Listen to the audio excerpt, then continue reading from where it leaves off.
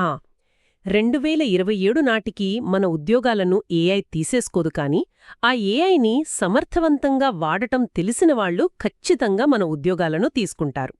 అంటే ఈరోజు మనం విశ్లేషిస్తున్న నరేష్ ఐటీ వారి ChatGPT with AI 2027 road map document చూశాక నాకనిపించిన నగ్న సత్యం ఇదే. అవును, అది చాలా వ్యాలిడ్ పాయింట్. యా సో ఈ రోడ్ మ్యాప్ బట్టి చూస్తే ఏఐ అనేది కేవలం గూగుల్లాగా ప్రశ్నలడిగే సాఫ్ట్వేర్ కాదు, అదొక కొత్త నైపుణ్యం. మరి ఈ డాక్యుమెంట్ సూచిస్తున్న భవిష్యత్తు గురించి మీరేమంటారు? యాక్చువల్లీ మీరు చెప్పిన ఆరంభం 100% నిజం.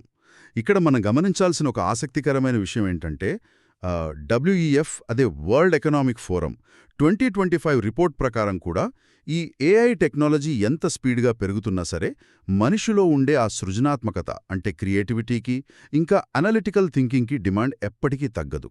రైట్. ఎందుకంటే ఏఐ అనేది ఒక పవర్ఫుల్ వెహికల్ లాంటిదనుకుంటే దాన్ని నడిపించే స్టీరింగ్ ఎప్పుడూ మనిషి చేతిలోనే ఉండాలి. సో ఆ స్టీరింగ్ పట్టుకోవడమే ప్రాంప్ట్ ఇంజనీరింగ్ అంటారా? అంటే నేను ఈ రోడ్ మ్యాప్లో చూశాను, వాళ్ళొక 14 దశల ప్లాన్ ఇచ్చారు కదా, అందులో ఫస్ట్ స్టెప్గా ఒక ఫార్ములా చెప్పారు బేసిక్గా. అవును, role, task, context, requirements and output format. Correct. అంటే లైక్ ఒక టీచర్ లాగా ఒక బిగినర్కి పైథాన్ లూప్స్ గురించి ఎగ్జాంపుల్స్తో చెప్పు అని స్పష్టంగా అడగటం అనమాట. ఇది వినడానికి చాలా బాగుంది, కానీ నాకొక చిన్న డౌట్. చెప్పండి. ఏఐ అనేది ఒక అత్యంత తెలివైన కానీ స్వంతంగా ఆలోచించలేని ఒక ఇంటర్న్ లాంటిది కదా. మనం ఎంత డీటెయిల్డ్గా చెబితే అంత బాగా చేస్తుంది, కానీ ఒక్కోసారి అంటే ఆ అబద్ధాలను కూడా చాలా నమ్మకంగా నిజంలాగా చెప్పేస్తుంది కదా. నేను చాలాసార్లు గమనించాను. ఖచ్చితంగా చెప్తుంది. దాన్ని మనం ఏఐ హల్యూసినేషన్స్ అంటాం. అంటే ఇక్కడ మనం అర్థం చేసుకోవాల్సింది ఏంటంటే బేసిక్గా ఏఐకి నిజం అబద్ధం అనే తేడా అసలు తెలీదు. ఓ, అంటే దానికి ఫ్యాక్ట్స్తో పనిలేదా? ఏలండి, అది కేవలం తన దగ్గరున్న ఆ హ్యూజ్ డేటా బట్టి ఒక పదం తర్వాత ఏ పదం వస్తే బావుంటుందో ప్రెడిక్ట్ చేస్తుంది. అంటే ఒక మ్యాథ్స్ ఫార్ములా క్యాలిక్యులేట్ చేసినట్టు కాకుండా భాషను అంచనా వేస్తుంది అంతే. ఓకే, అర్థమైంది. అందుకే అది అబద్ధాలను కూడా భలే నమ్మకంగా అల్లేస్తుంది. మరి అలాంటప్పుడు మనం ఈ బిజినెస్ సీక్రెట్స్ గాని ఆ సెన్సిటివ్ డేటా ఉన్న పనుల కోసం ఏఐని ఎంతవరకు నమ్మొచ్చుంటారు? ఎగ్జాక్ట్లీ. ఇక్కడే మనకు NIST అదే national institute of standards and technology వాళ్ళ గైడ్లైన్స్ గుర్తుకు రావాలి. మన ఈ రోడ్ మ్యాప్ డాక్యుమెంట్లో కూడా దీన్ని స్పెసిఫిక్గా మెన్షన్ చేశారు. రిస్క్ మేనేజ్మెంట్ గురించే కదా? అవును, రిస్క్ మేనేజ్మెంట్ అనేది ఏఐ వాడకంలో చాలా కీలకం. అంటే మన కంపెనీ కాన్ఫిడెన్షియల్ డేటా కానీ, సున్నితమైన సమాచారం లేదంటే పర్సనల్ పాస్వర్డ్స్ లాంటివి ఎప్పుడూ ఏఐ ప్రాంప్ట్స్లో ఇవ్వకూడదు. కరెక్ట్, ఎందుకంటే అది ఎక్కడ సేవ్ అవుతుందో తెలియదు కాబట్టి.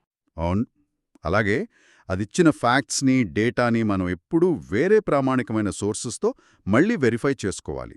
అర్థమైంది. అంటే ఆ తప్పులని బేరీజు వేసుకునే బాధ్యత పూర్తిగా మనదే అన్నమాట. అయితే ఈ డాక్యుమెంట్లో నన్ను కొంచెం ఆశ్చర్యపరిచిన విషయం ఇంకొకటుంది.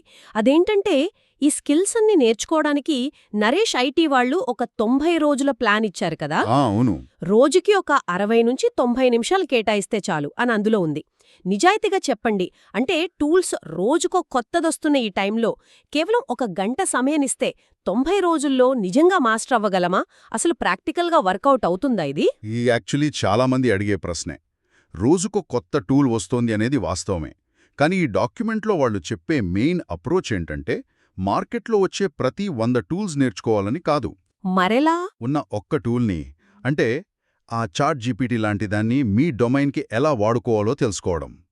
ఫర్ ఎగ్జాంపుల్, మీరు సాఫ్ట్వేర్ ఫీల్డ్లో ఉంటే పైథాన్ ప్లస్ ఏఐ అని, లేక మార్కెటింగ్ అయితే డిజిటల్ మార్కెటింగ్ ప్లస్ ఏఐ అని.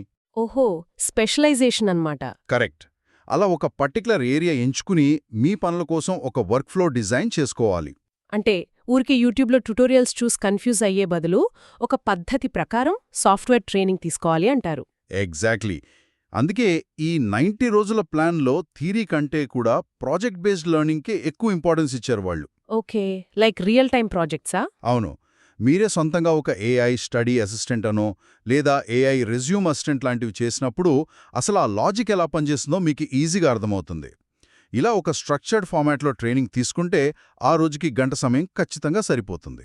వావ్, ఇది చాలా క్లియర్గా ఉంది. అంటే బేసిక్గా ఏఐ అనేది ఏదో మాయాజాలం కాదు, అదొక పవర్ఫుల్ సాధనం. దానికి కరెక్ట్గా కమాండ్స్ ఇవ్వడం, అది చేసే తప్పులు సరిదిద్దడం అండ్ మన కెరియర్కి తగ్గట్టు దాన్ని మార్చుకోవడం, రైట్. ఇదే భవిష్యత్కి అసలైన పునాది అంటారు. సరిగ్గా చెప్పారు. ఇక ఈరోజు మన ఈ సోర్స్ మెటీరియల్ విశ్లేషణ ముగించే ముందు వినేవాళ్లకి ఒక చిన్న థాట్ వదిలేద్దాం. ఖచ్చితంగా చెప్పండి. 2027 నాటికి మీరు పనిచేసే ప్రతి రంగంలో ఏఐ ఉంటుంది, అది కన్ఫర్మ్. కానీ మిమ్మల్ని మీరు ఈ ప్రశ్న అడగండి. మీరు ఏఐ మీద పూర్తిగా డిపెండ్ అయ్యి మీ ఓన్ థింకింగ్ కెపాసిటీని కోల్పోతున్నారా? అంటే ఏఐ డిపెండెంట్గా మారుతున్నారా? లేక ఏఐ సహాయంతో మీ ఫీల్డ్లో ఇంకా స్మార్ట్గా సమర్థవంతంగా తయారవుతున్నారా? అంటే ఏఐ అసిస్టెడ్గా ఎదుగుతున్నారా? భవిష్యత్తులో మీ కెరియర్ ఎక్కడుంటుంది అనేది మీరు ఈరోజు తీసుకునే ఈ నిర్ణయం మీదే ఆధారపడి ఉంటుంది. చాలా అద్భుతంగా చెప్పారు. That's a great point to end on.